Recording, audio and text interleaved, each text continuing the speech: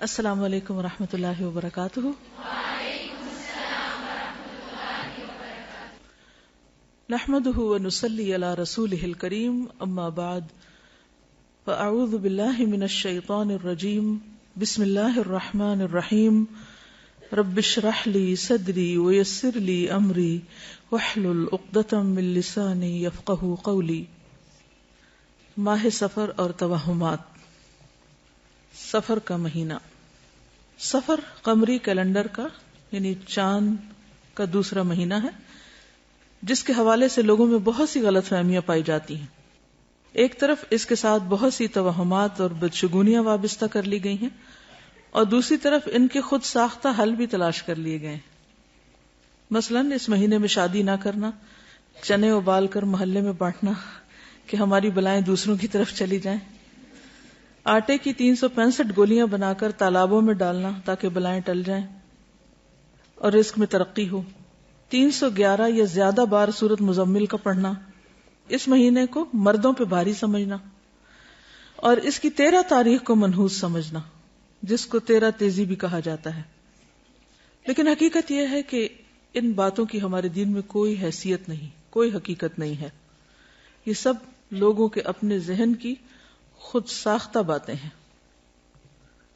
انسان کے اصل نفع نقصان کا مالک کون ہے؟ اللہ رب العزت، اور ہمارا اس پر بھرپور یقین ہونا چاہیے۔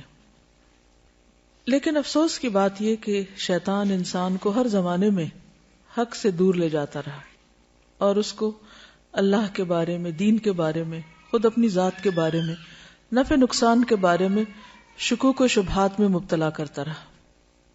اس لیے ہم دیکھتے ہیں کہ ہم سے پہلے اہل کتاب کے اندر بھی بہت سی ایسی چیزیں پائی جاتی تھی۔ مثلا قرآن مجید کی ایک آیت ہے سورۃ النساء آیت 51، جو کتاب کا ایک حصہ دیے گئے، یعنی اہل کتاب کی طرف علم ہونے کے باوجود، کتاب آ جانے کے باوجود ان کے عقائد کس طرح کے ہیں؟ یؤمنون بالجبت والطاغوت۔ وہ جبت یعنی توہمات، سحر، کہانت، جادو، ٹونے ٹوٹکے، بدشگونیاں، بدفالیاں، ان چیزوں پر ایمان رکھتے ہیں۔ والطاغوت، اور طاغوت پر یعنی شیطان پر یا کوئی بھی ایسی قوت جو اللہ کی اطاعت اور عبادت سے روکے، ان چیزوں پر ایمان رکھتے ہیں، ان چیزوں پر اعتماد کرتے ہیں، ان چیزوں کی طرف جاتے ہیں۔ وَيَقُولُونَ لِلَّذِينَ كَفَرُوا، اور وہ لوگ جنہوں نے کفر کیا ان کے بارے میں کہتے ہیں، ہؤلاء، یہ لوگ، اہدیٰ من الذین آمنوا سبیلا، راستے کے اعتبار سے ایمان والوں سے زیادہ ہدایت یافتہ ہیں۔ یعنی اہل کفر کو اہل ایمان کے مقابلے میں زیادہ ہدایت یافتہ سمجھتے ہیں، یعنی جو لوگ جادو اور ٹونے ٹوٹکے کے کاروبار میں ملوث ہیں ان پر زیادہ اعتماد کرتے ہیں بنسبت ان کے کہ جو ایمان لا کر خالص اللہ کی توحید کے دل دادا ہوتے ہیں۔ ایسے لوگوں کا انجام کیا ہے جو علم رکھتے ہوئے، کتاب رکھتے ہوئے، اپنے وقت کے مسلمان ہوتے ہوئے اس قسم کے کام کریں؟ فرمایا اولئک الذین لعنہم اللہ، جو لوگ جبت پر ایمان لائیں اور یہ سب کام کریں، ان لوگوں پر اللہ نے لعنت کی ہے۔ یہ کوئی معمولی بات نہیں ہے۔ ومن یلعن اللہ، اور جس پر اللہ لعنت کر دے، فلن تجد لہ نصیرا، اس کے لیے تو تم ہرگز کوئی بھی مددگار نہ پاؤ گی، ان کی کوئی مدد نہیں کر سکتا۔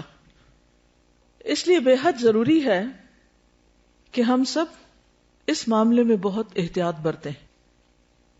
کسی بھی قسم کی خرافات، توہمات، بدشگونیوں پر یقین رکھنا شرک میں داخل ہو جاتا ہے، انسان کو اللہ کی رحمت سے دور کر دیتا ہے۔ اس لیے نہایت لازم ہے کہ ہم اپنی زندگیوں سے بھی ان چیزوں کو نکال دیں، اور اس کے علاوہ معاشرے میں پھیلی ہوئی ایسی توہمات کا بھی سدباب کریں، ان لوگوں تک بھی پیغام پہنچائیں تاکہ وہ بھی ان چیزوں سے باہر نکل آئیں۔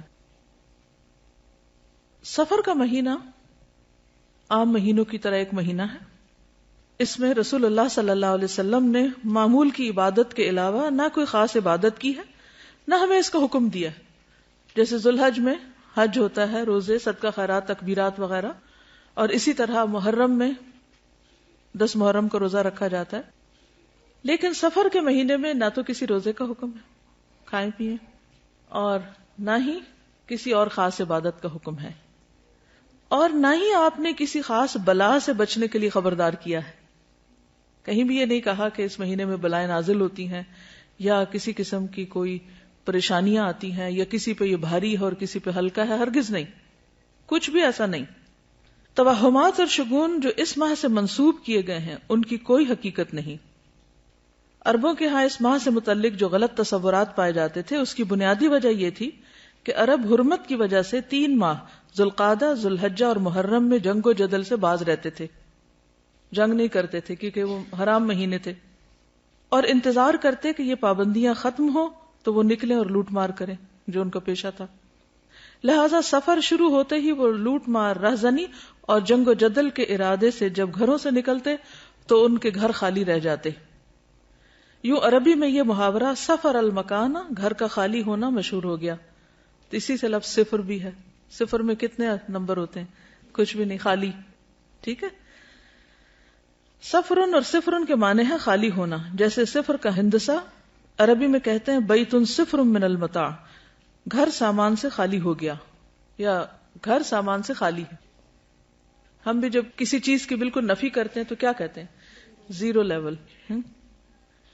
تو بس یہی سمجھے کہ سفر اور صفر جو ہے اس میں کسی بھی چیز کے نہ ہونے سے پھر یہ توہمات منسوب کر لیے گئے کہ اس میں کوئی خیر نہیں ہوتی اور مصیبتیں آتی ہیں. اتفاق سے نبی صلی اللہ علیہ وسلم کی بیماری کا آغاز بھی اس مہینے میں ہوا تو اس سے لوگوں کا اور زیادہ وہم پختہ ہو گیا کہ نعوذ باللہ یہ مہینہ مصیبتوں کے آنے کا مہینہ ہے، حالانکہ اس بات کی کوئی حقیقت نہیں ہے. مشہور محدث اور تاریخ دان سخاوی نے اپنی کتاب المشہور فی اسماء الایام والشہور میں ماہ سفر کی یہی وجہ تسمیہ لکھی ہے. عربوں نے جب دیکھا کہ اس مہینے میں لوگ قتل ہوتے ہیں، یعنی زیادہ لوگ، کیونکہ جنگ و جدل ہوتی تھی 3 مہینے کی بریک کے بعد، اور گھر برباد یا خالی ہوتے ہیں، تو انہوں نے اس سے یہ شگون لیا کہ یہ مہینہ ہمارے لیے منحوس ہے، اور گھروں کی بربادی اور ویرانی کی اصل وجہ پہ غور نہ کیا، نہ ہی اپنے عمل کی خرابی کا احساس کیا، نہ لڑائی جھگڑے اور جنگ و جدل سے خود کو باز رکھا، بلکہ اس مہینے کو ہی منحوس ٹھہرا دیا. جبکہ نحوست کے بارے میں قرآن مجید میں ارشاد ہے وَكُلَّ إِنسَانٍ أَلْزَمْنَاهُ طَائِرَهُ فِي عُنُقِهِ وَنُخْرِجُ لَهُ يَوْمَ الْقِيَامَةِ كِتَابًا يَلْقَاهُ مَنشُورًا اقرأ، اور ہر انسان کا شگون ہم نے اس کے گلے میں لٹکا رکھا ہے، اور قیامت کے روز ہم ایک کتاب اس کے لیے نکالیں گے جسے وہ کھلا ہوا پائے گا. پڑھ اپنا نامہ اعمال، آج اپنا حساب لگانے کے لیے تو خود ہی کافی ہے. یہ آیت واضح کرتی ہے کہ انسان کی نحوست کا تعلق اس کے اپنے عمل سے ہے، جبکہ عموماً وہ یہ سمجھتا ہے کہ نحوست کہیں باہر سے آتی ہے. چنانچہ وہ کبھی کسی انسان کو، کبھی کسی جانور کو، کبھی کسی عدد کو اور کبھی کسی مہینے کو منحوس قرار دینے لگتا ہے. عربی میں نحوست کے لیے لفظ طیرہ استعمال ہوتا ہے جو طیرن سے ہے، جس کے معنی ہے پرندہ. عرب چونکہ پرندے کے اڑانے سے فال لیتے تھے، اس لیے طائر بدفالی کے لیے استعمال ہونے لگا، یعنی برا شگون، بیڈ اومن.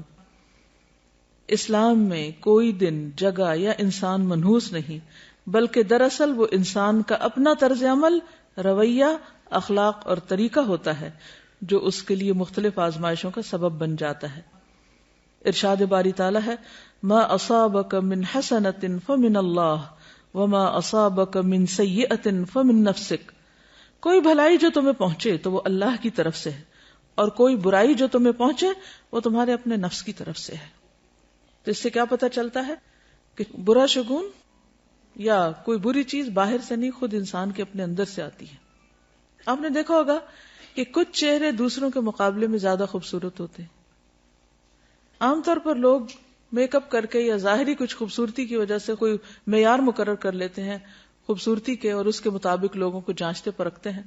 حالانکہ آپ نے دیکھا ہوگا کہ بعض معمولی چہرے بھی بہت اٹریکٹیو ہوتے ہیں، اور بعض جو چہرے ہیں ان کے نقش و نگار بھی بڑے خوبصورت ہوتے ہیں، لیکن پھیکے سے ہوتے ہیں، بے روح سے، ان میں کوئی اٹریکشن نہیں ہوتی.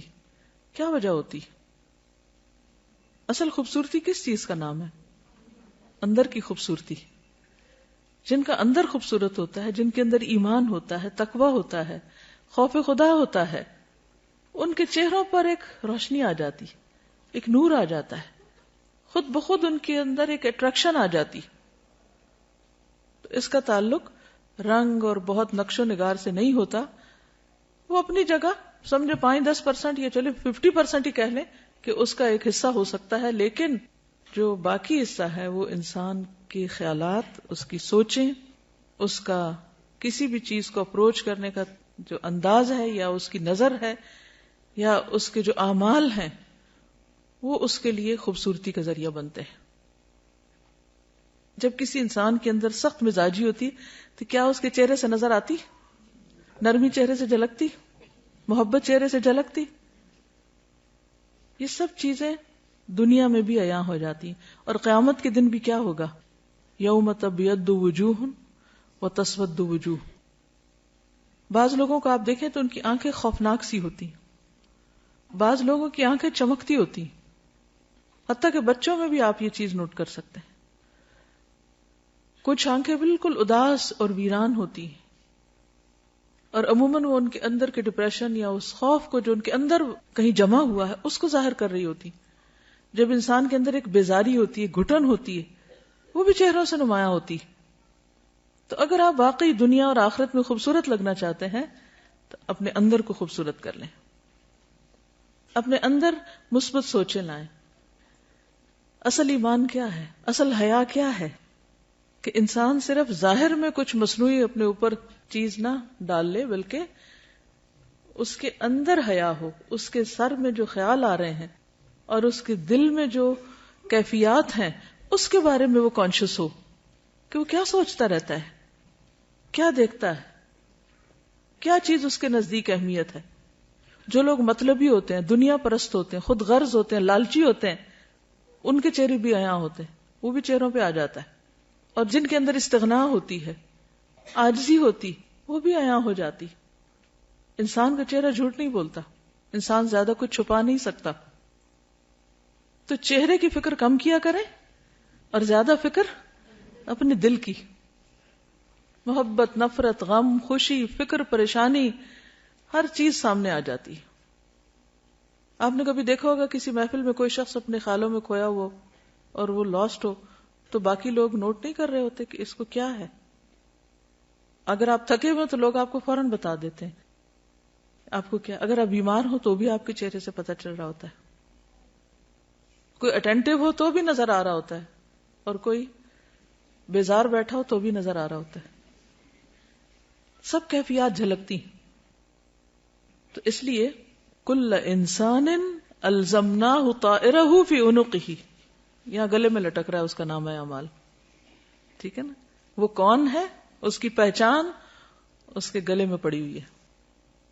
کل انسان الزمناہ طائرہ فی عنقہ وَنُخْرِجُ لَهُ يَوْمَ الْقِيَامَةِ كِتَابًا يَلْقَاهُ مَنْشُورًا. اس کا نام اعمال اس کے سامنے ہوگا. اقرا کتابک، یہ سوچتے تھے، یہ نیت تھی، یہ تمہارے خیالات تھے، یہ تمہاری ڈیزائرز تھیں، یہ تمہاری تمنائیں اور آرزویں تھیں، یہ دیکھ لو. اقرا کتابک وحصل ما فی الصدور، جو سینوں میں وہ بھی نکال کے سامنے رکھ دیا جائے گا. اس لیے بہت زیادہ فکر کیا کریں اندر دل کی. وہاں نفاق ہے یا شک ہے یا حسد ہے یا بغض ہے یا نفرت ہے، کچھ بھی ہے، اس کو نکال باہر پھینکے. کیونکہ قد افلح من تزکا وذکر اسم ربہ فصلی بل تؤثرون الحیاۃ الدنیا والآخرۃ خیر وابقی. دنیا کے سارے غم اور پریشانیاں یہی رہ جائیں گے. اصل فکر بس آخرت کی لگا لے. ایک فکر ہر فکر سے بے نیاز کر دے گی، ہر فکر کو کاٹ دے گی، اور وہ فکر آخرت ہے. تقوی میں، اللہ کے ڈر میں دنیا اور آخرت کی ساری مشکلات کا حل ہے. اللہ کا وعدہ ہے، اللہ نے اہل کتاب سے وعدہ کیا تھا کہ اگر وہ اپنی کتاب کو قائم کرتے، اس پر عمل کرتے تو لَأَكَلُوا مِن فَوْقِهِمْ وَمِن تَحْتِ أَرْجُلِهِمْ، آسمان سے بھی رزق برستا، پاؤں کے نیچے سے بھی نکلتا. رزق کی تنگی فراوانی یہ سب بھی اللہ کے ڈر کے ساتھ. اللہ سے ڈرنے والے بن جائیں، گناہوں سے بچیں، ساری مشکلات آسان ہو جائیں گی. لیکن یہ نقطہ ہمیں سمجھ میں نہیں آتا. انسان کے رزق میں رکاوٹ اس کے اپنے گناہوں کی وجہ سے ہوتی، انسان پہ حالات کی تنگی اس کے اپنے گناہوں کی وجہ سے ہوتی ہے. تو ہم سب کو نحوستیں باہر سے نہیں اندر سے دیکھنی چاہیے. سب سے بڑی نحوست گناہوں کی نحوست ہے, اللہ کی نافرمانی کی نحوست ہے. جس جگہ پر نماز نہ پڑھی جائے وہ جگہ منحوس ہو جاتی. تو یہ دیکھیں کہ کہاں گناہ ہو رہے ہیں. اگر ہمارے گھروں میں ہر وقت میوزک بج رہا ہے, اور رحمت کے فرشتے کہاں سے آئیں گے؟ ہر طرف تصویریں لٹک رہی, رحمت کے فرشتے کہاں سے آئیں گے؟ خیر و بھلائی کہاں سے ہوگی؟ اگر رشوت کا مال آ رہا ہے, سود کا مال آ رہا ہے, حرام مال آ رہا ہے, کسی یتیم کی غصب کی زمین پہ گھر بنا کے رہ رہے ہیں, رحمتیں کہاں سے برسیں گی؟ نحوست تو یہ ہے, ان خرابیوں کی نحوست ہے, ان حرام کاریوں کی نحوست ہے جس کو ہم نہیں سمجھ پاتے, اور ہم بلیم کرتے ہیں دوسروں کو. اس نے نظر لگا دی, اس کا قدم ایسا پڑ گیا, فلاں کی وجہ سے مصیبت آ گئی. مصیبتیں اندر سے اٹھتی ہیں, ان کی فکر کرنے کی ضرورت ہے. ہر گندگی کو اپنے اندر سے نکالنے کی ضرورت ہے, چاہے وہ شرک کی گندگی ہو, جو قرآن مجید میں آتا ہے نا, فَاجْتَنِبُوا الرِّجْسَ مِنَ الْأَوْثَانِ, بتوں کی گندگی سے بچو. اگر گھر میں بت رکھے ہوئے ہم نے تو نحوست تو آئے گی, رحمت کہاں سے آئے گی؟ تو عربوں کے ہاں عموماً جب فال لیتے تھے تو پرندوں سے لیتے تھے. تو ایسا شخص جو برا شگون لے, اس کے بارے میں آپ نے فرمایا, من ردت الطیرۃ من حاجۃ فقد اشرک. قالوا یا رسول اللہ ما کفارۃ ذلک؟ قال ان یقول احدهم اللهم لا طیر الا طیرک ولا خیر الا خیرک ولا الہ غیرک. جو شخص کسی سے بدفعلی پکڑ کر اپنے مقصد سے لوٹ آیا, اس نے شرک کیا. صحابہ کرام نے پوچھا, اللہ کے رسول صلی اللہ علیہ وسلم اس کا کفارہ کیا ہوگا؟ فرمایا, وہ کہے, اے اللہ, تیری دی ہوئی بھلائی کے سوا کوئی بھلائی نہیں, اور تیری فال کے سوا کوئی فال نہیں, اور تیرے علاوہ کوئی معبود نہیں. اب یہ شرک کیسے ہوتا ہے؟ مثال کے طور پر ایک شخص گھر سے نکلا, کالی بلی راستہ کاٹ گئی, تو اس نے اسے منحوس سمجھا اور وہ گھر واپس آ گیا, کام کے لیے گیا ہی نہیں. تو میں نے کالی بلی دیکھ لی تھی, وہ آگے سے گزر گئی تھی, تو میں نے سوچا کہ اب میرا کام ہوگا نہیں, اس لیے میں واپس آ گیا. یہ شرک ہے, یہ شرک ہے. اور یہ اس قسم کا شرک ہے کہ جس کو ہمارے معاشرے میں کھیل مذاق کے طور پہ لیا جاتا ہے, ان کو برا بھی نہیں سمجھتا. لوگ ایک دوسرے کے سامنے ایسی باتیں کھلے عام مجلسوں میں کر رہے ہوتے ہیں, اور کوئی کسی کو روکتا ہی نہیں ہے, اور کوئی احساس بھی نہیں کرتا کہ وہ کس قسم کا جملہ بول رہا ہے. بظاہر یہ ایک معمولی سی بات ہے, مگر حقیقت میں یہ شرک ہے, کیونکہ کسی بھی شخص کا نفع یا نقصان بلی کے ہاتھ میں نہیں. اکثر ایسا ہوتا ہے کہ اپنی لاپرواہی کی وجہ سے کوئی کام خراب ہو جاتا ہے, اور شیطان ہمیں سجاتا ہے کہ یہ ساری خرابی فلاں کی وجہ سے ہوئی, ہم اس کو بلیم کرنے لگتے ہیں. آج صبح صبح اس کا منہ دیکھ لیا تھا, اس لیے فلاں اور فلاں کام خراب ہو گیا. یہ جملہ بھی نہیں بولنا چاہیے. اسی طرح آنکھ پھڑکنے سے خوف زدہ ہو جانا, یا ہاتھ میں کھجلی ہونے سے امید لگا بیٹھنا کہ آج مال ملے گا, یا جوتے پہ جوتا آ گیا تو سفر پیش آئے گا. رنگوں سے شگون لینا بھی ہمارے معاشرے میں عام ہے. مثلا سیاہ رنگ نہ پہننا کہ بیمار پڑ جائیں گے. ہمارے خاندان میں سیاہ رنگ جو ہے وہ ایسے اور ایسے اثرات رکھتا ہے, اس قسم کی باتیں کرتے ہیں لوگ.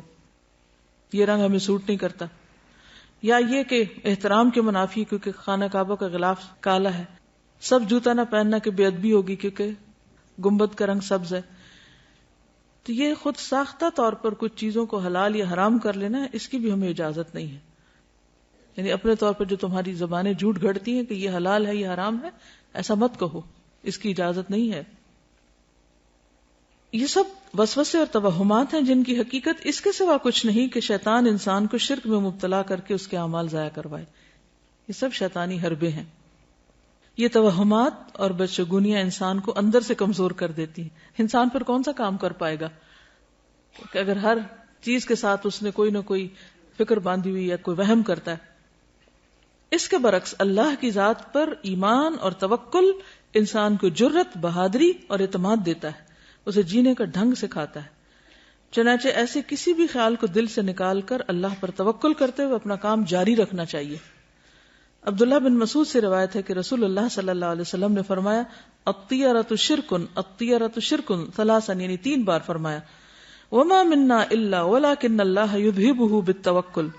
بدشگونی شرک ہے, بدشگونی شرک ہے, 3 بار کہا, اور ہم میں سے کوئی ایسا نہیں مگر اسے وہم ہو جاتا ہے, لیکن اللہ تعالیٰ توکل کی وجہ سے اسے دور کر دیتے ہیں. یعنی ہر ایک کے دل میں وہم تو آتے ہی ہیں, آتے ہیں نا. لیکن جب انسان اللہ پہ توکل کرتا ہے تو وہم دور ہو جاتے ہیں، اور یہ ہونے چاہیے، ورنہ تو انسان کچھ کرنے کے قابل ہی نہ رہے. ہر چیز کے ساتھ رسک انوالو ہے. اس روز جب میں نے وہ حدیث پڑھی نا کہ جو شخص کبر کی وجہ سے اپنے چادر لٹکاتا ہے، تو ایک شخص ایسا کر رہا تھا، اللہ نے اس کو دھنسا دیا اور زمین میں قیامت تک دھنسایا جاتا رہے گا. تو ایسے میں اس کی ویژننگ کر رہی تھی، ایسے تصور میں لا رہی تھی کہ اس زمین جیسے میں جہاں بیٹھی ہوں اس کے نیچے کیا ہے، اگر یہ کھلے تو اس کے اندر کیا ہوگا. تو ایک دم میں کانپ اٹھی. تو میں نے سوچا کہ ہم کتنی خطرناک جگہ پہ بیٹھے ہوئے ہیں. یعنی زمین جو ہے اللہ نے اس کو ٹکایا ہوا کہ ہم ٹکے ہوئے اس پر. الم نجعل الارض مہادا، تو مہاد بنایا ہوا تو ہم آرام کر رہے ہیں. ورنہ اگر یہ پھٹنے لگ جائے اور انسان اندر اترنے لگ جائے تو سوچے کہاں جا کے پہنچے، کہاں پہنچے. تو اللہ تھامتا ہے. آسمان کی طرف دیکھو کیسے اللہ نے پرندوں کو وہاں تھاما ہوا، ہمیں زمین پہ تھاما ہوا ہے. اگر اس کا اذن نہ ہو تو کہیں کہ کہیں پہنچ جائے، ہم تو کہیں بھی نہیں بچ سکتے. اس لیے ہمیشہ اللہ پر توکل کرنا چاہیے اور ان چیزوں سے باہر آ جانا چاہیے. اہل کتاب بھی جب دین کی اصل تعلیمات سے دور ہو گئے تو اسی طرح کے شگون لینے لگے جن کا ذکر قرآن مجید میں کیا گیا ہے. الم تر الی الذین اوتوا نصیبا من الکتاب یؤمنون بالجبت والطاغوت، کیا تم نے دیکھا نہیں ان لوگوں کو جنہیں کتاب کا ایک حصہ دیا گیا کہ وہ جبت اور طاغوت پر ایمان لاتے ہیں. تو جبت بے حقیقت، بے اصل، بے فائدہ چیز کو کہتے ہیں. اسی طرح شگون کی بھی کوئی اصل بنیاد اور حقیقت نہیں ہے. اسلام میں ایسی تمام چیزیں جو جبت کے تحت آتی ہیں جیسے کہانت، فالگیری، شگون اور توہمات، ان سے منع کیا گیا. کسی چھوٹی سی تکلیف یا طبیعت کی خرابی پر دوسروں کو مورد الزام ٹھہرانا اور لوگوں کے ساتھ باہمی تعلقات خراب ہونے پر اپنی غلطی اور کوتاہی کا جائزہ لینے کی بجائے یہ خیال کرنا کہ ضرور کسی نے جادو کر دیا ہے، یا اس قسم کے توہمات رکھنا جو پیار محبت کے رشتوں کو ختم کر دیں، جس کی وجہ سے انسان کی توجہ اپنے عمل کی درستی اور اصلاح سے ہٹ جاتی ہے. یعنی اپنی غلطی اس کو یاد نہیں رہتی جب وہ دوسروں کو بلیم کر دیتا ہے. نتیجتاً انسان تنہا رہ جاتا ہے اور نفسیاتی مریض بن جاتا ہے، یعنی سب سے کاٹ کے بیٹھ جاتا ہے. کسی بھی غیر معمولی صورتحال میں ہر قسم کے شر سے بچاؤ کے لیے بطور علاج مسنون اذکار اور دعائیں پڑھنی چاہیے. صبح شام کی دعائیں وغیرہ اور جو دیگر اذکار ہیں ان سے کام لینا چاہیے.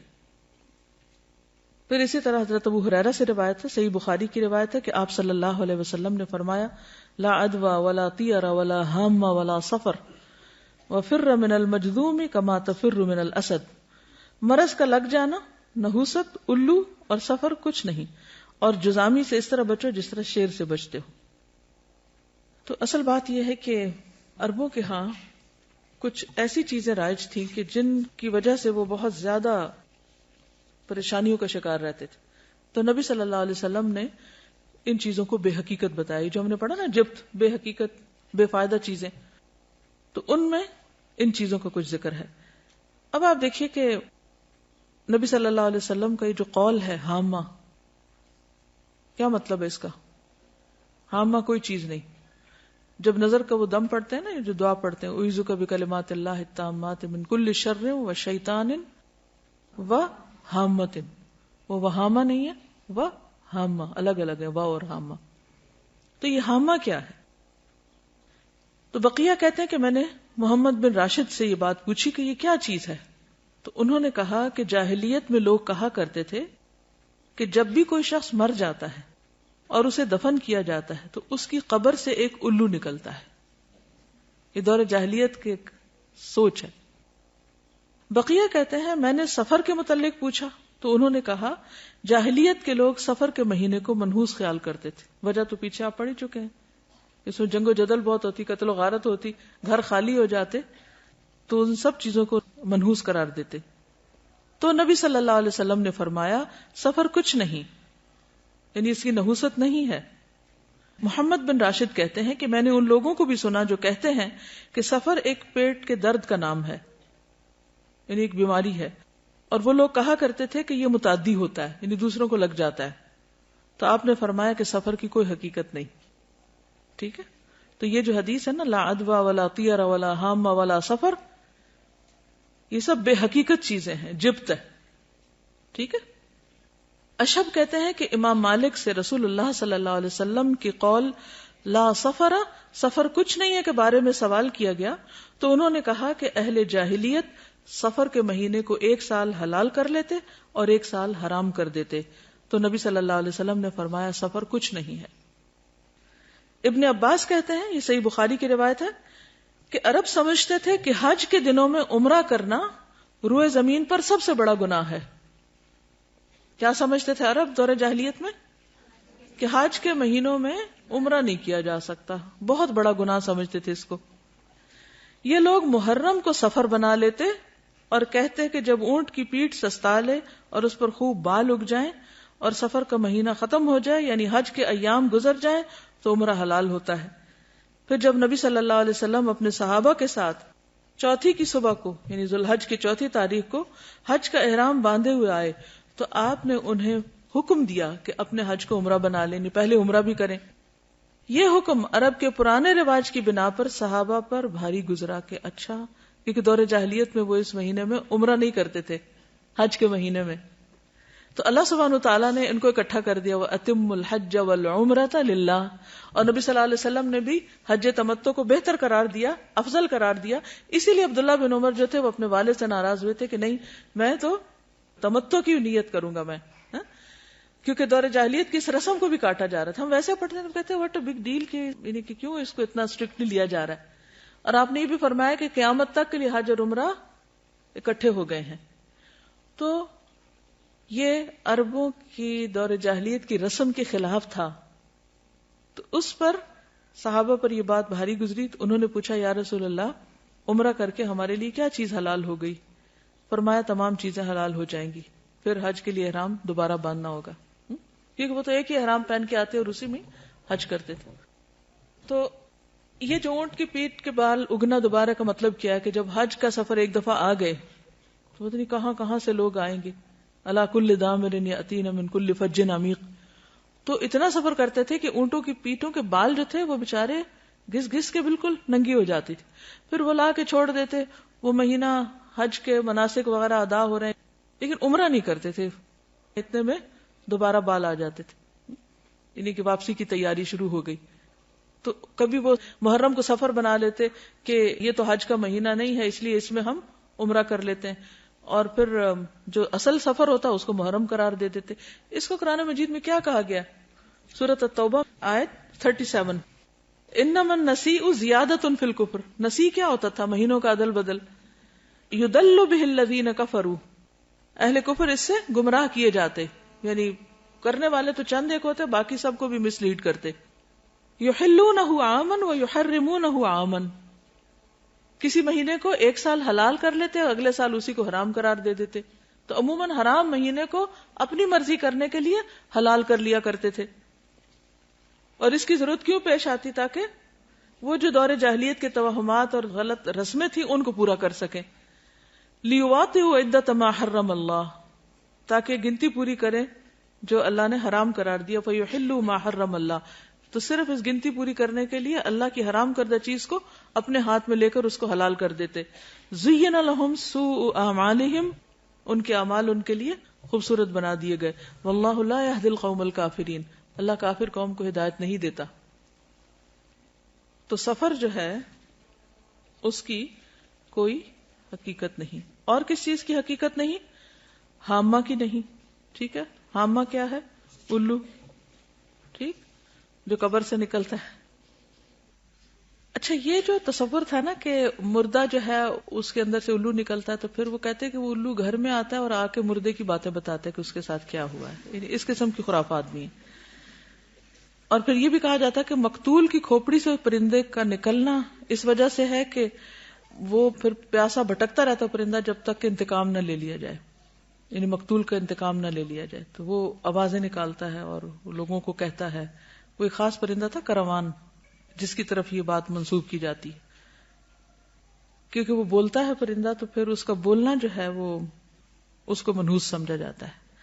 اور الو کے بولنے کو بھی کہ جہاں جس گھر میں الو بولے گا وہاں سے کوئی بندہ مر جائے گا یا کوئی جانور مر جائے گا، یہ بھی ان کا خیال تھا. جس طرح ہمارے ہاں بلیوں سے شگون لیتے ہیں جب وہ روتی ہیں. کبھی روتی بلی کو سنا؟ تو اس وقت کیا خیال آتا ہے؟ خوف آتا ہے نا. اچھا، کیا خوف آتا ہے؟ کہ کوئی مصیبت آنے لگی ہے. نہیں، کوئی مصیبت نہیں آتی اس سے. ٹھیک ہے، اس وقت اپنے دل کو مضبوط کیا کریں. اب یقین کیجئے کہ اگر صحیح دین پر آپ عمل کریں گے نا تو آپ کے اندر سے خوف نکل جائے گا. آپ اس وقت یہ سوچا کریں کہ اللہ کے اذن کے بغیر کوئی نقصان ہو ہی نہیں سکتا. بلی بیچاری کو کیا خبر کہ اس نے کس چیز پہ رونا ہے؟ اس کو کہاں سے خبر ہوگی کہ آنے والی کوئی مصیبت؟ وہ بیچاری اپنی تکلیف سے روتی ہے اور ہم اس سے اپنی تکلیف کی طرف لے جاتے ہیں، کیونکہ ہم ہر چیز کو پرسنل لے لیتے ہیں نا. کوئی کسی کی بات کرو تو ہم اس کو اپنے اوپر لے جاتے ہیں. اس کی تکلیف دور کرو، وہ بیچاری اپنے رونے میں رو رہی ہے اور ہمیں اپنا رونا پڑ گیا. اس کے علاوہ اور کس چیز کی حقیقت نہیں؟ یہ جو پرندوں وغیرہ سے بھی بدشگونی لیتے ہیں، ہاروسکوپ سے لیتے ہیں. وہ لکھا ہوتا ہے نا ہفتہ کیسا گزرے گا، تو اس میں لکھا ہوتا ہے بدھ کے دن آپ سفر نہ کیجئے کیونکہ حادثے کا امکان ہے. اب لوگ اگر اس کو سامنے رکھ کے اسکول سے چھٹی کر لیتے ہیں تو اب آپ دیکھیے کہ دنیا کا تو سارا کام ہی ٹھپ ہو کے رہ جائے اگر انسان ان خرافات کے پیچھے چل پڑے. کس قدر نقصان دہ ہے. تو ایسا سوچنا اور ہاروسکوپ پر یقین رکھنا یہ کفر ہے، شرک ہے. اور کس قدر افسوس کی بات ہے کہ کھلے عام بعض اوقات ان چیزوں کو پروموٹ کیا جا رہا ہوتا ہے اور لوگوں میں کوئی حلال حرام کی پھر تمیز ہی نہیں رہی، جائز ناجائز کی تمیز نہیں. اور اس طرح شیطان ہمارا ایمان اچک کے لے جاتا ہے. اور اگر شرک ہو جائے، ایمان میں خرابی آ جائے تو آپ سوچئے کہ پھر تو نمازیں بھی گئیں، حج بھی گئے، عمرے بھی گئے، صدقہ خیرات، ہر چیز ضائع ہو گئی. کس قدر خسارے کا سودا ہے. شیطان بڑا چالاک دشمن ہے. وہ وہاں جا کے حملہ کرتا ہے کہ جڑ کاٹ دیتا ہے، باقی آپ جتنی مرضی تھکتے رہیں، تھکیں دن رات، قبول تو ہونا نہیں. وہ تو سب ضائع ہو جائے گا شرک کے ساتھ. تو اس لیے ان چیزوں کے بارے میں معاشرے میں جو غلط فہمیاں پائی جاتی ہیں یا لوگ صرف فن کے طور پر یا کھیل کود کے طور پر ان چیزوں کو اپنائے ہوئے ہیں. کچھ لوگ کہتے ہیں نا we are not serious, we just enjoy reading, کہ ہم بس خوش ہو رہے ہیں پڑھ کے، لیکن اندر اندر سے مان بھی رہے ہوتے ہیں. ایک ہلکی سی وہ اندر ہوتی ہے ڈر کی سی کیفیت. کچھ لوگ تو شادی کے پلان نہیں بناتے جب تک، اب تو خیر ساتھ ویدر بھی دیکھتے ہیں، لیکن چلے ویدر فور کاسٹ تو ایک مشینی عمل ہے، وہ یہ نہیں سمجھتا کوئی کہ غیب کا علم ہے. لیکن ان چیزوں پر تو پھر ایک طرح سے غیب پر ایمان لانے والی بات ہے.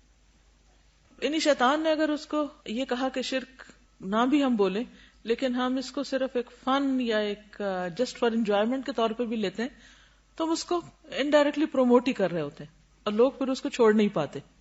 تو اس لیے بہت ضروری ہے کہ ایسی ساری کتابوں کو گھر سے نکال کے جلا دیا جائے، پھینک دیا جائے، کوئی اور بھی نہ پڑھے. موبائل فون پہ آتا ہے، استغفر اللہ.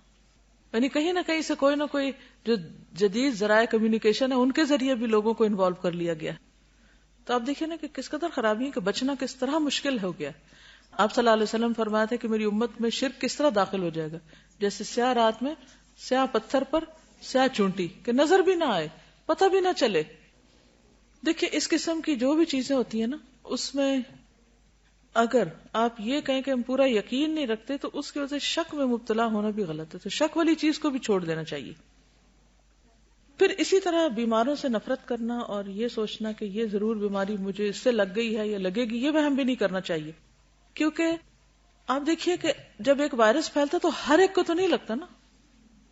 اگر صرف وائرس ہی لگنا ہے تو پھر تو کوئی نہ بچے، لیکن پھر بھی کچھ لوگ بچ جاتے ہیں. اس کا مطلب ہے کہ اصل چیز وائرس نہیں ہے، اللہ کا اذن ہے. اگر اللہ کا اذن ہوگا تو بیماری لگ جائے گی، ورنہ نہیں. تو اس میں بھی انسان کو ڈرنا نہیں چاہیے. اپنے اندر وہ اگر کیفیت شیطان ڈالے بھی دل میں کہا ہے اس سے تمہیں لگ جائے گا تو اس پہ کنٹرول کرنا چاہیے، احتیاط کرنی چاہیے. کیونکہ حدیث کے آخر میں ہے نا وَفِرَّ مِنَ الْمَجْذُومِ كَمَا تَفِرُّ مِنَ الْأَسَدِ، اور جزامی سے اس طرح بچو جیسے شیر سے بچتے. نہیں جان بوجھ کے آپ وہاں ہاتھ نہیں ڈالیں، لیکن اگر کسی کو لگ جائے تو یہ نہ سمجھے کہ اس چیز کے اندر یہ طاقت تھی تو اس سے مجھے لگ گئی ہے. یعنی آبویسلی کوئی ریزن یا سبب تو ہوتا ہے، لیکن سوچنے کی بات اور نقطہ یہ ہے کوئی چیز آپ کو نقصان نہیں دے سکتی جب تک کہ اللہ کا اذن نہ ہو. اب آپ دیکھیے ان دو کیفیات میں فرق ہے. ایک یہ کہ کسی بھی چیز کو دیکھ کے آپ ڈر جائیں کہ ہائے ہائے یہ بس اب یہ تو اٹیک ہوا مجھ پہ، اور دوسرا یہ ہے کہ آپ کہیں کہ جی نہیں ہو سکتا جب تک اللہ نہ چاہے، تو مجھے ڈرنے کی ضرورت نہیں. ہاں احتیاط ضروری ہے.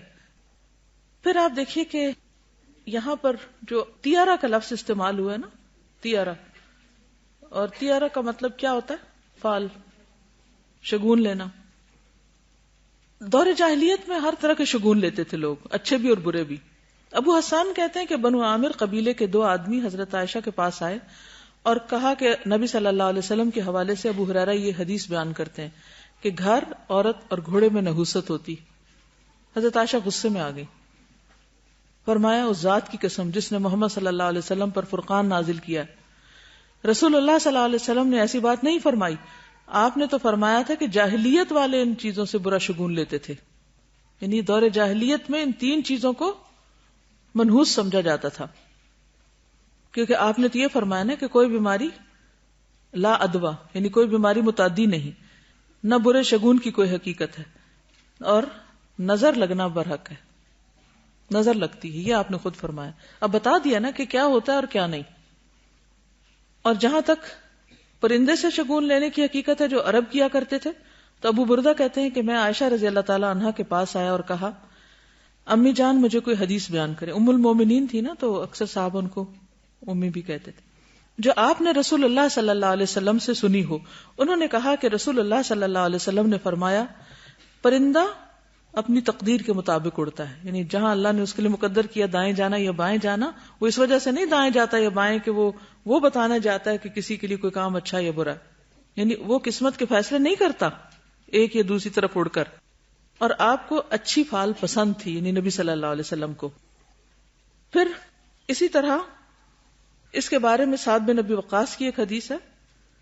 سعید بن مسیب جو تابعی تھے، انہوں نے سعد بن ابی وقاص سے پوچھا تو انہوں نے جھڑک دیا، یعنی بدشگونی کے بارے میں جب پوچھا تو جھڑک دیا اور کہا تمہیں یہ کس نے کہا ہے؟ لیکن میں نے نام نہیں بتایا کہ کس نے کہا ہے، یعنی مجھے اچھا نہ لگا کہ میں کسی کا نام کوٹ کروں. انہوں نے کہا کہ رسول اللہ صلی اللہ علیہ وسلم نے فرمایا کہ کوئی بیماری متعدی نہیں، کوئی فال بری نہیں، اور نہ الو کا بولنا کوئی اثر رکھتا ہے.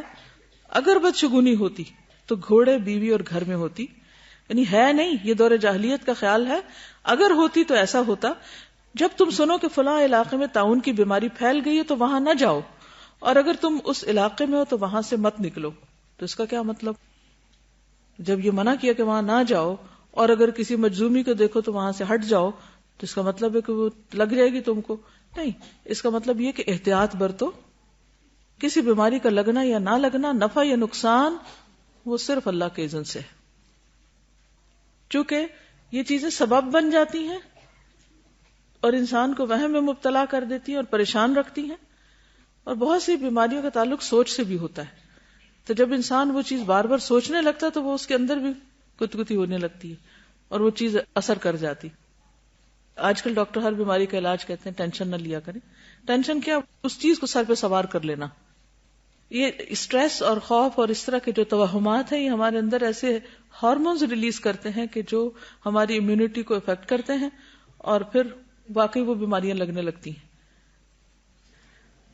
ایک اور حدیث ہے حضرت جابر سے، کہتے ہیں کہ سمعت رسول اللہ صلی اللہ علیہ وسلم یقول طائر کل انسان فی عنقہ.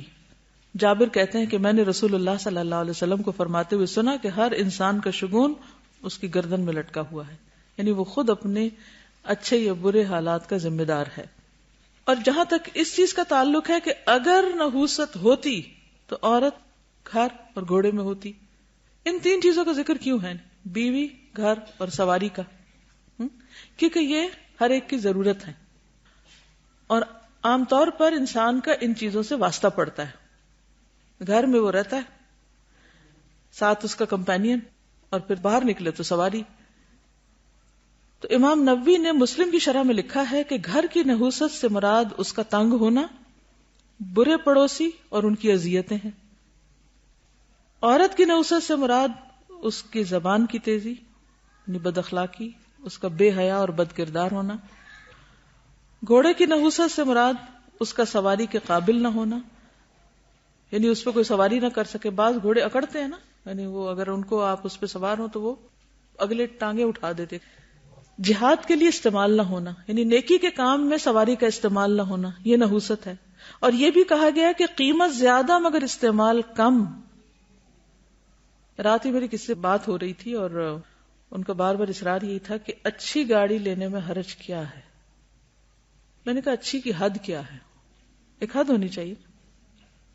کہا کہ اگر اللہ توفیق دے کسی کو تو فراری وہ لے لے. تو میں نے کہا وہ تو استعمال کے قابل نہیں ہوتی, وہ سواری کے قابل نہیں ہوتی, صرف شان و شوکت والی. تو 4 لوگ بھی نہیں بیٹھ سکتے, 2 ہی بیٹھیں گے اس میں, اور پھر سامان بھی نہیں رکھ سکتے. اور پھر ایسی گاڑی سواری کے لیے تو نہیں ہوتی, ایسی گاڑی تو صرف کبھی کبھار نکلنے کے لیے ہوتی. تو اتنا پیسہ اس میں کیوں بلاک کر دیا جائے؟ تو یہ بھی نحوست ہے اس کی.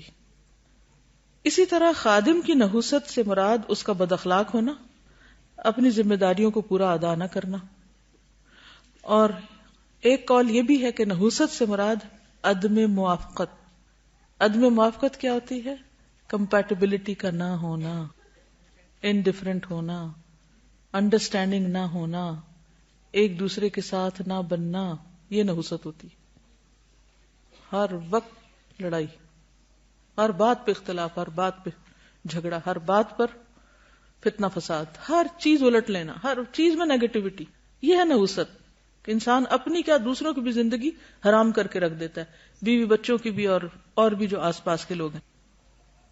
خطابی کہتے ہیں کہ ان 3 چیزوں عورت, گھر اور گھوڑا, اس میں بذات خود کوئی تاثیر نہیں ہے, یعنی ان کے اندر کوئی چیز نہیں ہے, سب اللہ کی مشیت اور فیصلے پر منحصر ہے.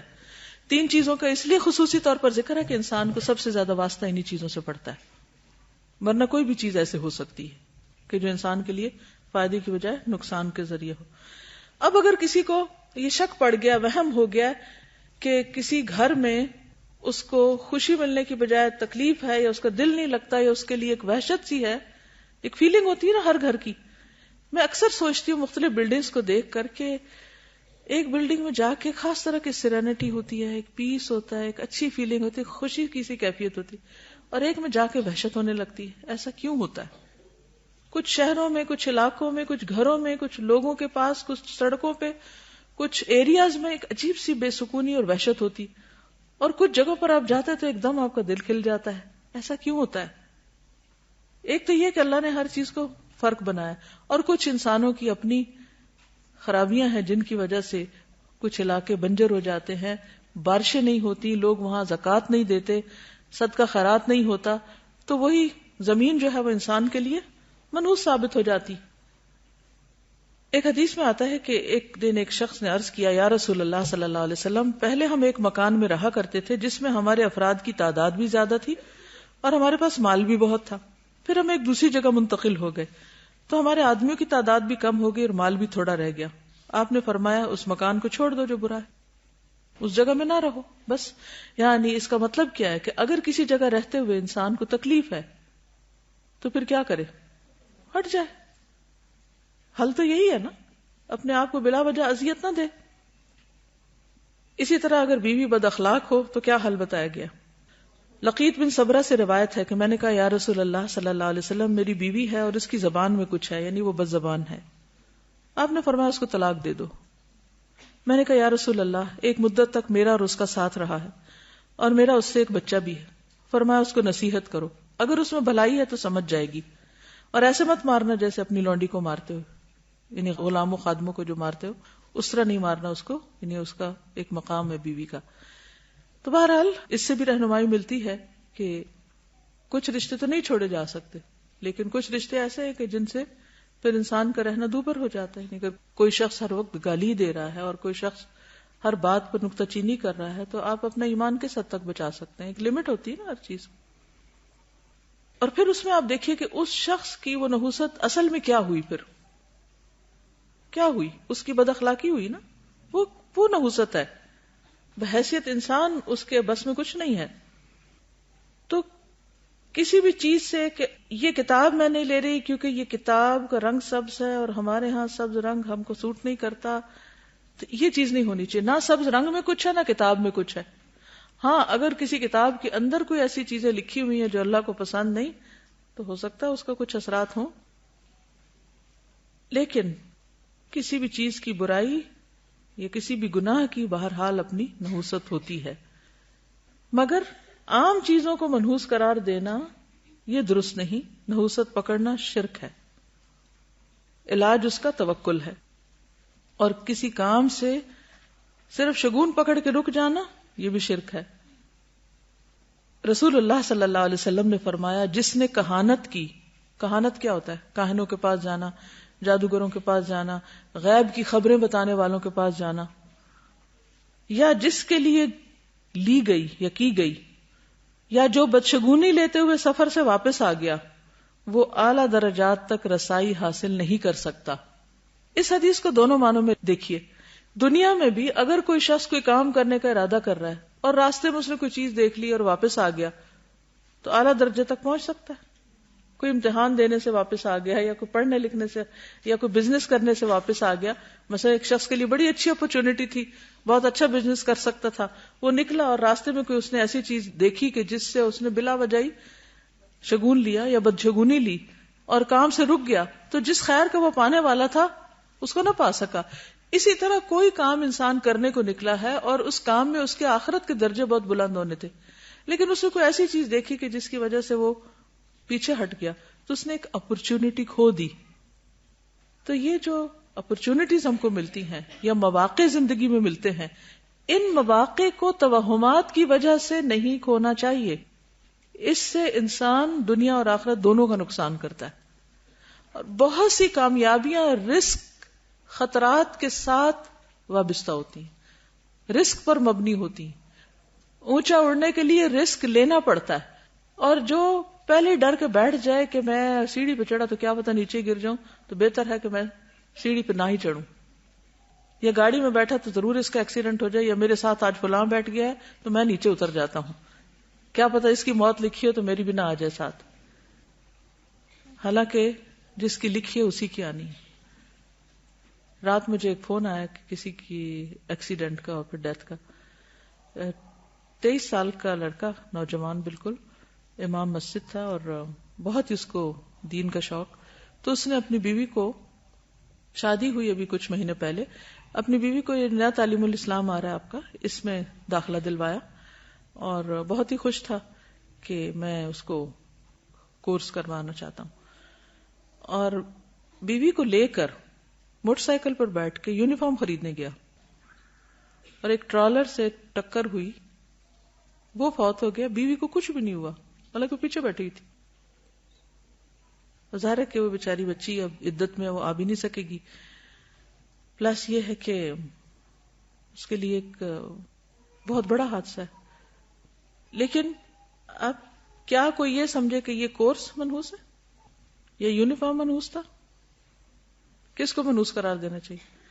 عموماً جب لوگ ایسی خبر سنتے ہیں کہ فلاں نکلا پڑھائی کے لیے اور راستے میں اس کا ایکسیڈنٹ ہو گیا، وہ تو وہیں سے ہی واپس چلا گیا، میں نہیں جاتا یہ پڑھنے لکھنے، تو درجات تک تو نہیں پہنچ سکتا۔ اب 2 بندے ایک موٹر سائیکل پہ بیٹھے ہوئے ہیں، ٹکر لگتا ہے، ٹھیک ٹھاک ٹکر ہوئی جس کی وجہ سے ایک فوت ہو گیا، دوسرے کو کچھ بھی نہیں ہوا، کوئی دوسرا اینگل بھی لگ سکتا تھا۔ تو جس کی زندگی لکھی ہے اس کو موت نہیں آنی، ابھی اس نے ٹھہر کے ہی مرنا ہے، اور جس کی لکھی ہے وہ تو بچ نہیں سکتا۔ اگر وہ یونیفارم نہیں خریدنے جاتا، وہ کچھ اور بھی خریدنے جاتا تو ایسا ہو سکتا تھا۔ اب کچھ تو لینے کے لیے نکلتا ہے نا انسان۔ اب یہ خبر سن کے کوئی اور کہے کہ جی میں یونیفارم تو الہدا کا بالکل نہیں خریدنے جاتی، کیا پتا میری بھی ٹکر نہ ہو جائے، یا میں تو اپنی بیوی کو نہیں پڑھاتا، کیا پتا وہ میری بھی نہ ڈیتھ ہو جائے جاتے جاتے اس کو چھوڑنے۔ یہ تو حسن خاتمہ کی علامت ہے کہ کس راہ میں موت آئی۔ تو سوچ کی بات ہے نا کہ انسان کس چیز کو کس طرح لیتا ہے، مثبت لیتا ہے یا منفی لیتا ہے۔ بعض اوقات ایسی ای میلز آتی ہیں کہ اس میں بڑا اچھا کوئی پیغام لکھا ہوتا ہے اور پھر ساتھ لکھا ہوتا ہے کہ آپ اس کو فارورڈ کریں، اگر نہ کیا تو آپ پہ مصیبت آ جائے گی، تو انسان ڈر جاتا ہے کہ اچھا چلو جلدی سے کر دو۔ ایسا نہیں کرنا چاہیے، اور دیکھیں کہ میں نہیں کر رہی اور مجھے کچھ بھی نہیں ہونا، کیونکہ نفع نقصان صرف اللہ کے ہاتھ میں ہے۔ پہلے وہ ہوتا تھا کہ کو خط ڈال دیتے تھے بیگز میں کہ اس کو 14 دفعہ لکھیں، فوٹو کاپی مشین بھی نہیں ہوتی، لوگ بیٹھ کے لکھ کے اور 14 لوگوں کے گھروں میں ڈال آتے تھے، پھر ان کو مصیبت ڈال دیتے۔ اب تو خیر وہ چونکہ ای میل وغیرہ آ گئی ہیں تو اس لیے ہاتھوں سے لکھنے کا تو کام ویسے ہی چلا گیا، فوٹو کاپی مشین اور ای میل کی وجہ سے بہت سی لوگوں نے لکھنا کم کر دیا۔ لیکن یہ ہے کہ دل میں خوف رہتا ہے، یہ خوف نہیں رہنا چاہیے۔ اللہ تعالیٰ ہم کو خوف سے ہی تو نکالنا چاہتا ہے، یہی تو اصل مقصد ہے۔ یہ ساری چیزیں جو ہیں یہ بنیادی طور پر توہمات سے تعلق رکھتی ہیں اور اس پر یقین نہیں کرنا چاہیے۔ تو بات یہ ہے کہ جب کوئی شخص بدشگونی سے کام لیتا ہے تو اعلیٰ درجات تک نہیں پہنچ سکتا. ہم سب کو اس وقت دعا مانگنی چاہیے کہ اللہ تعالیٰ ہماری زندگی سے ہر ظاہری باطنی خفیہ سب شرک کو دور کر دے اور ہر طرح کے توہمات سے ہم کو آزاد فرما دے. اسی طرح عمران بن حسین نے ایک آدمی کے بازو میں پیتل کا چھلا دیکھا. ہوتا نا کڑا سا پہن لیتے ہیں لوگ پیتل کا. پوچھا یہ کیا ہے؟ اس نے کہا یہ کمزوری کی وجہ سے ہے. انہوں نے کہا اگر اس کو پہنے ہوئے تجھے موت آ گئی تو تجھے اسی کے سپرد کر دیا جائے گا. رسول اللہ صلی اللہ علیہ وسلم نے فرمایا جس نے برا شگون لیا یا اس کے لیے برا شگون لیا گیا، جس نے کہانت کی یا اس کے لیے کہانت کی گئی، یعنی خود پوچھا یا جا کے کسی اور سے پوچھ کے آئے اس کے لیے، جس نے جادو کیا یا جس کے لیے جادو کیا گیا، وہ ہم میں سے نہیں. یعنی خود اپنے لیے کرے یا کسی اور کے لیے کرے یا کوئی کسی کے لیے جا کے کروائے، کوئی بھی صورت اس میں سے جائز نہیں.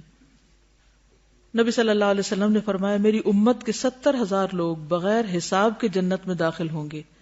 یہ وہ لوگ ہوں گے جو جھاڑ پھونک نہیں کراتے، بدشگونی نہیں لیتے اور اپنے رب پر بھروسہ کرتے، یعنی توکل کرتے ہیں. اب اس کا علاج کیا ہو؟ معاویہ بن حکم کہتے ہیں میں نے عرض کیا اے اللہ کے رسول صلی اللہ علیہ وسلم، میں نیا جاہلیت سے باہر آیا ہوں، یعنی مسلمان ہوا ہوں، اور اب اللہ نے دین اسلام عطا فرما دیا، لیکن ہم میں سے کچھ لوگ ابھی بھی کاہنوں کے پاس جاتے ہیں. جیسے ہم میں سے کئی لوگ قرآن پڑھ بھی جاتے ہیں پھر بھی نہیں باز آتے اس کام سے. آپ نے فرمایا تم ان کے پاس نہ جایا کرو. میں نے عرض کیا ہم میں سے کچھ لوگ شگون لیتے ہیں. آپ نے فرمایا یہ محض ان کے دلوں کا وہم ہے، پس یہ شگون ان کے کام میں رکاوٹ نہیں بننا چاہیے. میں نے عرض کیا ہم میں کچھ لوگ لکیریں کھینچتے ہیں، ذائچے بناتے ہیں. آپ نے فرمایا سابقہ انبیاء میں سے ایک نبی تھے جو لکیریں کھینچا کرتے تھے، تو جس کی لکیریں ان کے موافق ہوں وہ تو صحیح ہو سکتی ہیں، لیکن اب یہ جاننا مشکل ہے. یعنی ان کو تو اللہ نے ایک وحی کے ذریعے کوئی علم دیا تھا، لیکن ہمارے پاس تو کوئی سورس نہیں. اب اگر کوئی شخص بدشگونی کر لے تو کیا کیا جائے؟ یعنی اگر کبھی ایسا ہو جائے تو اس کا کفارہ دے. کیا کفارہ؟ دعا. کہاں لکھی ہوئی ہے؟ یہ کتاب کے شروع میں. اگر کبھی آپ نے کوئی ایسا وہم کیا ہو یا کوئی ایسی چیز ہو گئی ہو تو اس دعا کو لکھ کر سامنے لگا لیں تو انشاءاللہ اس کا کفارہ ہو جائے گا. کیا ہے دعا؟ اللہم لا خیر الا خیرک ولا طیر الا طیرک ولا الہ غیرک. اے اللہ تیری دی ہوئی بھلائی کے سوا کوئی بھلائی نہیں، اور تیری فعال کے علاوہ کوئی فعال نہیں، اور تیرے علاوہ کوئی معبود نہیں. اب بات یہ ہے کہ بدشگونی تو کوئی چیز نہیں، لیکن اچھا شگون لے سکتے ہیں. اچھا شگون لینا چاہیے، برا شگون نہیں لینا چاہیے لیکن اچھا لینا چاہیے. وہ کیسے؟ ابو ہریرہ سے روایت ہے رسول اللہ صلی اللہ علیہ وسلم نے فرمایا کوئی بیماری متعدی نہیں، نہ فعل بد کوئی چیز ہے، البتہ مجھے نیک فعل پسند ہے. یعنی شہر کا نام اچھا ہونا، انسان کا نام، کسی چیز کا نام، اچھی بات منہ سے نکالنا. انس بن مالک سے روایت ہے نبی صلی اللہ علیہ وسلم نے فرمایا نہ کوئی بیماری متعدی ہے نہ بدشگونی کی کوئی حقیقت ہے، لیکن مجھے نیک فعل پسند ہے. صحابی نے عرض کیا نیک فعل کیا ہے؟ آپ نے فرمایا اچھی بات. اب مثلاً بعض اوقات ہم کہیں جاتے ہیں نا، کوئی کسی گھر رشتہ لینے کے لیے گئے، فار ایگزامپل گاڑی میں بیٹھتے کا انہوں نے دینا دلانا کچھ نہیں، دوسرا کہتا ہے یہ ہونا کوئی نہیں. یہ غلط بات ہے، ایسا نہیں کرنا چاہیے. اور یعنی کہتے نا منہ سے بری بات نہ نکالو، اچھی بات نکالو. یہ اچھا شگون، یہ اچھی فعال، کیونکہ یہ ایک طرح سے ناشکری ہوتی اور آپ پہلے سے ہی تبصرے کرنے لگتے ہیں. کوئی چیز خریدنے جا رہے، ایسے ہی جا رہے ہو، کچھ نہیں ملے گا. کس نے دیکھا ملے گا یہ نہیں. اب آئندہ اس سے پرہیز کریں گے نا، اور کسی کو بھی نہیں کرنے دینا. کوئی کرے تو اس سے پوچھنا، اس سے سوال کریں. دیکھیں دو طریقے ہوتے ہیں کسی کو روکنے کے. ایک یہ بری باتیں مت نکالو مجھ سے، اور ایک یہ کہ آپ کو کیسے پتا چلا. آپ سوال کر دیں. مثلا گھر میں کوئی بچہ یا بہن بھائی کوئی بھی آپ کے ساتھ بیٹھ کے کوئی ایسی بات کر رہا ہے، یہ نہیں ہونا، فلاں نے بات نہیں سننی، میں یہ کام نہیں کر سکوں گا. اکثر لوگ منفی جملے منہ سے نکال دیتے اور واقعی پھر وہ نہیں کر پاتے، کیونکہ اس سوچ کا اثر آپ پہ ہو جاتا ہے نا. یہی کانفیڈنس نہ ہونے کی علامتیں کہ انسان پہلے سے سوچ کے بیٹھ جاتا ہے میں نہیں بولتا، میرے سے کوئی غلطی ہو جائے گی، میں نہیں سٹیج پہ جاتا، میری ٹانگیں لڑکھڑا جائیں گی، میں نہیں اس سے ملتا، اس نے میری نہیں سننی. بھئی آپ پہلے ہی سوچ رہے ہیں نہیں سننی، کہاں سے پتا چل گیا آپ کو؟ نہیں وہ ایک دفعہ ایسا ہوا تھا بھائی، اس وقت ہو سکتا ہے اس کا موڈ آف ہو، اس کے اوپر بھی کچھ سٹریس ہو تو اس نے کہا نہ کر دیو، تو اس کا یہ مطلب نہیں کہ وہ حرف آخر اور ہمیشہ وہ ایسا ہی کرے گا. انسانوں کے مزاج میں بھی تبدیلی ہو جاتی. یہ چیز تو مجھے بھی اس قدر ناگوار گزرتی ہے کہ جب کسی کو کچھ کہیں اور وہ کہنا نہ یہ تو ہونے کا نہیں، یہ نہیں ہو سکتا، یہ میں نہیں کر سکتا. بھائی نہ نہیں کرو، ایکسپٹ کرو اور اللہ سے مدد مانگو، اللہ تعالیٰ توفیق دے گا. اور ان مع العسر یسرا، تکلیف کے ساتھ ہی اللہ آسانی بھی پیدا کر دے گا. دیکھیے وہی والی بات نا، جو بدشگونی لیتا ہے وہ ترقی نہیں کر سکتا، اعلیٰ درجات تک نہیں پہنچ سکتا، نہ دنیا میں نہ آخرت میں. جب آپ کام ہی نہیں کر رہے، پہلے سے ہی سوچ کے بیٹھ جائے کہ یہ نہیں ہونے کا، تو وہ کہاں سے ہوگا؟ تو منفی سوچ جو ہے یہ انسان کی دشمن ہے. سوچ مثبت کر لیں، اپنا لینس چینج کر لیں. تم تو نکمے ہو، تم نے کچھ نہیں بننا، تم نے کچھ نہیں کرنا. یہ مائیں بہت منفی جملے بولتی ہیں، یہ بھی نہیں کہنے چاہیے. پھر اسی طرح کسی پہ لعنت نہیں بھیجنی چاہیے. اگر وہ پڑ گئی اس پہ تو وہ تو گیا. ہمارے ملک کا کوئی حال نہیں، اس قوم کا کوئی حال نہیں، اس نے تو کبھی ترقی کرنی نہیں، یہ تو بس زوال ہی زوال آئے گا. اور آپ دیکھنا تو صحیح حالات کیا ہوتے ہیں. اللہ اکبر. یہ جملہ تو مجھے اس قدر برا لگتا ہے. پھر تمہیں کہاں سے غیب کا علم ہو گیا کہ حالات کیا ہوں گے؟ ابھی دیکھنا آئندہ کیا ہوتا ہے. اس قدر ڈراتے ہیں لوگ اور خوف زدہ کرتے ہیں کہ انسان سوچتا ہے کہ پتہ نہیں کیا ہو جائے گا. تو اس وقت ہمیشہ سوچا کریں کہ ان کے کرنے سے کچھ نہیں ہوتا، ہر خیر اور بھلائی اللہ کے ہاتھ میں. نبی صلی اللہ علیہ وسلم نے فرمایا، مردے کے کھوپڑی میں کسی چیز کے ہونے کی کوئی حقیقت نہیں. حامہ جو ہے نظر لگ جانا برحق ہے، اور سب سے سچا شگون فال ہے. اچھا شگون کیسے؟ نبی صلی اللہ علیہ وسلم کسی بھی چیز سے اچھی فال لیتے تھے لیکن بدشگونی نہیں لیتے تھے. اور آپ کو اچھا نام پسند آتا تھا. یعنی اگر کسی کے نام کا مطلب اچھا ہو، یا جیسے کسی گلی کا، اسٹریٹ کا، علاقے کا، تو اس کو پسند کرتے تھے. بعض اوقات ہمارے ہاں دیہاتوں اور شہروں کے بھی کچھ نام ایسے ہیں جن کا کوئی مطلب نہیں بنتا، بلکہ الٹا بیکار صحیح مطلب. اب میں نام لوں گی تو ہو سکتا ہے کوئی آپ میں سے اس علاقے میں رہتا ہو تو اس کو اچھا نہ لگے، یا سن رہا ہو تو اس کو برا لگے. لیکن نام ایسے پڑھ کر طبیعت میں ملال آنے لگتا ہے کہ یہ کیا سوچ کے اس کا یہ نام رکھا گیا. اور ہر وقت وہ نام پکارا بھی جا رہا ہوتا ہے اور لوگ اس میں رہ بھی رہے ہوتے ہیں. تو کسی نہ کسی درجے میں شاید ان کے مزاجوں پر بھی اثر انداز ہوتا ہوگا وہ. لیکن اسلام آباد از اسلام آباد، یہ اچھا شگون ہے. دنیا میں کوئی شہر، کوئی ملک اس نام سے اس طرح کہ جہاں اسلام آباد ہو. آپ صلی اللہ علیہ وسلم کو اچھا نام پسند آتا تھا. عبداللہ بن بریدہ اپنے والد سے روایت کرتے ہیں کہ رسول اللہ صلی اللہ علیہ وسلم کسی چیز سے بدشگونی نہیں لیتے تھے.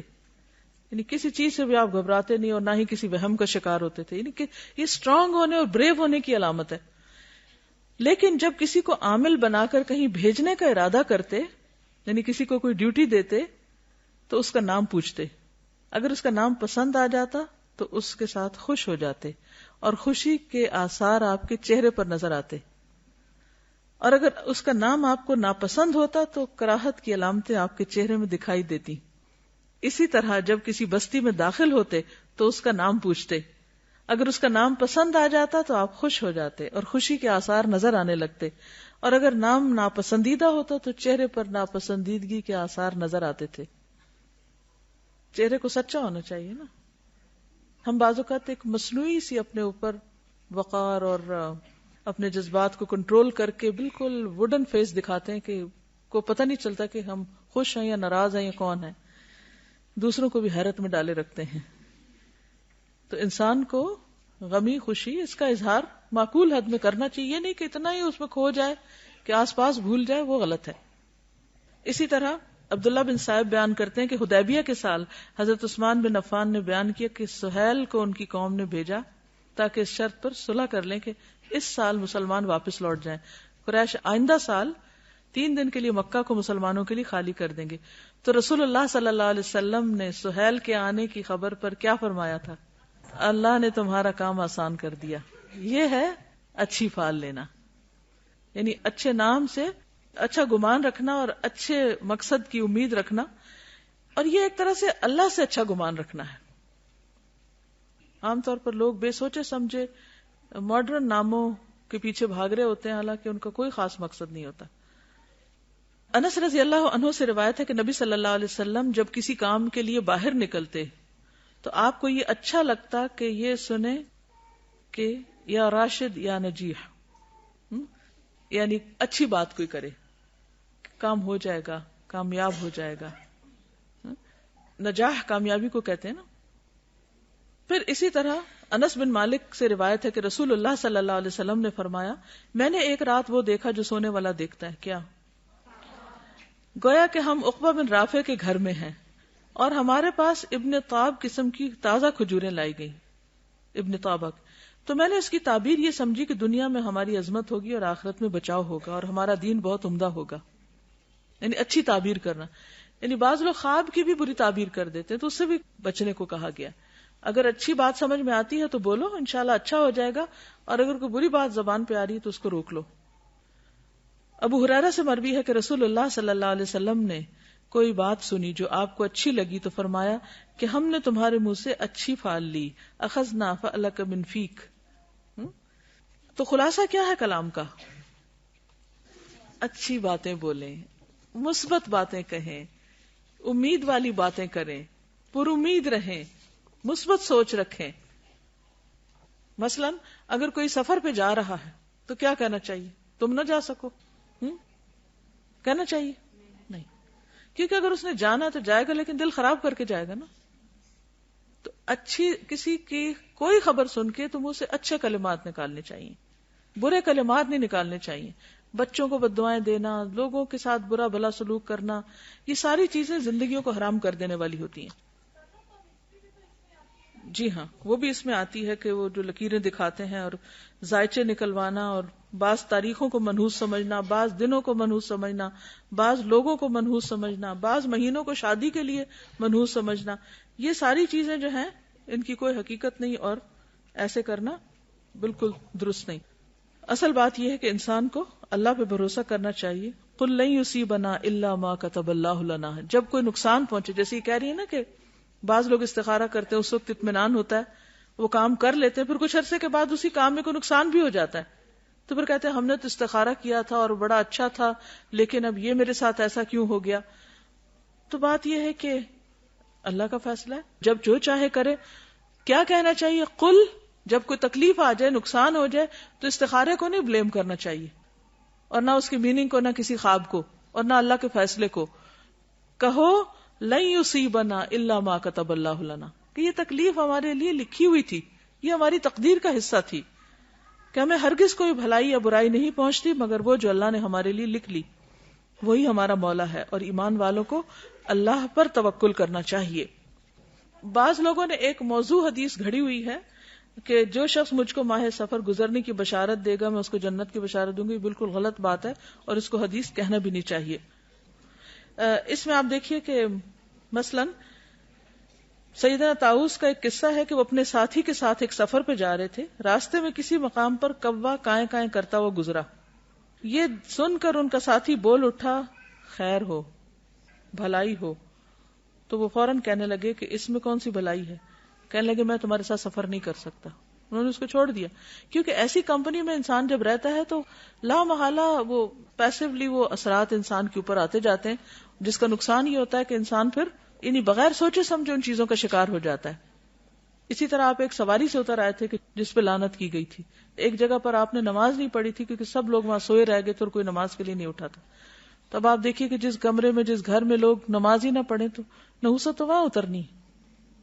اسی طرح آج کل ایک اور چیز کا بہت رواج ہے جو بہت عام ہوتی جا رہی ہے، اس کے بارے میں آپ کو آگاہ کرنا ہے. ایول آئی کے بارے میں اس پہ بہت بلیف ہوتا جا رہا ہے. بہت سے لوگ ون آئی کی جو پکچر وغیرہ ہیں وہ پہن کے رکھتے ہیں یا لٹکاتے ہیں گھروں میں، اور بہت سے عرب ممالک میں بھی یہ چیز بہت عام ہو گئی ہے اور بہت رواج ہوتا چلا جا رہا ہے اس کا.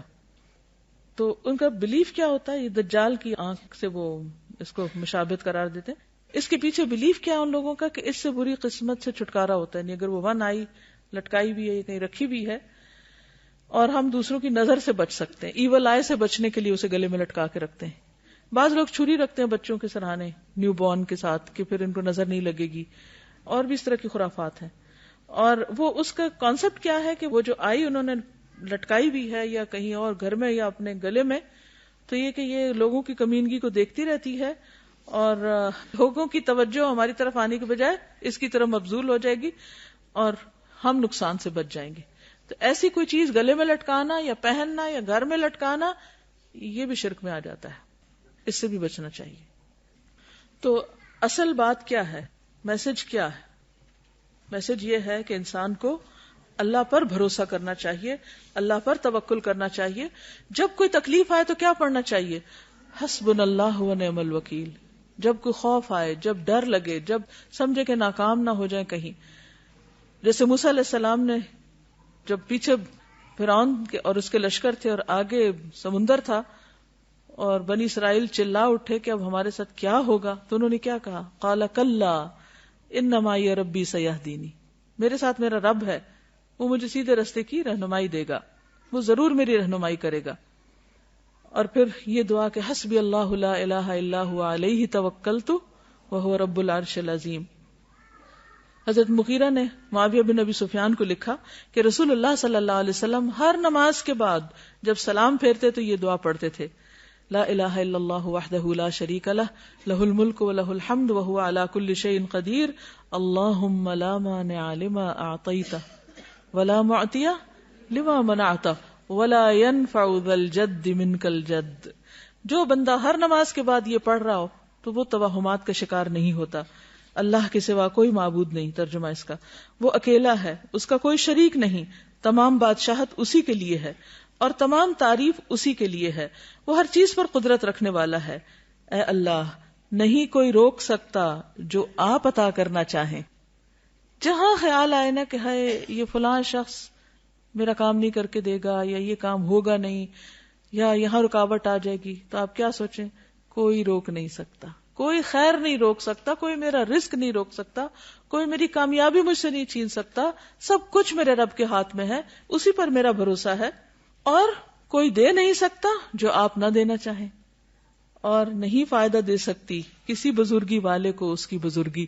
یعنی اگر کوئی بڑا ہے، نیک ہے، پارسا ہے، مالدار ہے، ریسورسفل ہے، تو وہ اس پہ بھروسہ کر لے کہ میرے پاس تو اتنے ریسورسز ہیں، مجھے کوئی مسئلہ نہیں ہے، میں ہر چیز خرید سکتا ہوں، ہر کام کر سکتا ہوں، ہر جگہ جا سکتا. نہیں، یہ بزرگی تمہیں یا تمہاری وجہ سے کسی اور کو فائدہ نہیں دے سکتی جب تک کہ اللہ نہ چاہے.